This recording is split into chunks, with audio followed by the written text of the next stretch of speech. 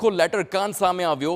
હવે કોંગ્રેસ સુરતમાં પણ આ મામલે આંદોલન કરવાની છે। જે આખો મામલો જે પ્રમાણે ગરમાયો હતો, પરેશ ધાનાણીએ પણ ધરણા કર્યા હતા અને હવે તેની અસર સુરતમાં જોવા મળશે। પરેશ ધાનાણીએ નારી સ્વાભિમાન આંદોલનની જાહેરાત કરી છે।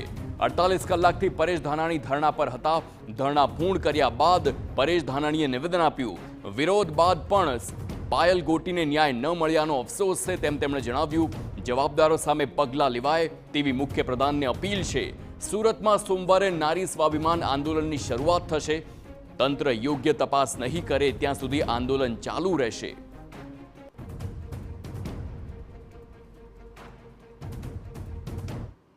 ગુજરાતની આઝાદીના ઇતિહાસમાં કોઈ નિર્દોષ દીકરીને અડધી રાતે ઉઠાડીને પોલીસવાળા 17 કલાક ગોંધી રાખે, એક કુંવારી કન્યાનો જાહેરમાં વરઘોડો કાઢીને એની આબરૂનું નીલામ કરે, એક નિર્દોષ દીકરીને પોલીસ સ્ટેશનમાં પાટે ઉડાવી પગે પટ્ટે મારવામાં આવે, આવો બનાવ ગુજરાતે નથી જોયો અને ગુજરાત સાક્ષી છે।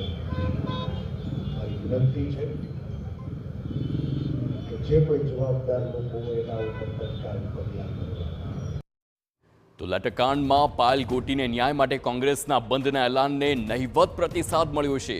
શહેરના મોટાભાગના વિસ્તારોમાં દુકાનો ખુલ્લી જોવા મળી। હરી રોડ, બસ સ્ટેન્ડ વિસ્તાર, ટાવર રોડ પર દુકાનો હાલ ખુલ્લી જોવા મળી રહી છે।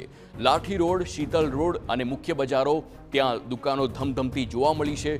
માત્ર ધરણા સ્થળની પાસે અમુક દુકાનો થોડી વાર માટે બંધ હતી અને તે પણ ત્યારબાદ શરૂ થઈ ગઈ। અમરેલી શહેરમાં જે લેટર કાંડનો જે મામલો હતો ને, પૂર્વ વિપક્ષ નેતા દ્વારા પરેશ ધાનાણી દ્વારા જે અમરેલી શહેરમાં બંધનું એલાન આપવામાં આવ્યું હતું, તે પ્રકારનું જે સમર્થન છે તે એક નિષ્ફળ ગયું હોય તે પ્રકારના દ્રશ્યો છે તે જોવા મળી રહ્યા છે। સમગ્ર શહેરની જે મુખ્ય બજારો છે ત્યાં દુકાનો ધમધમતી જોવા મળી છે।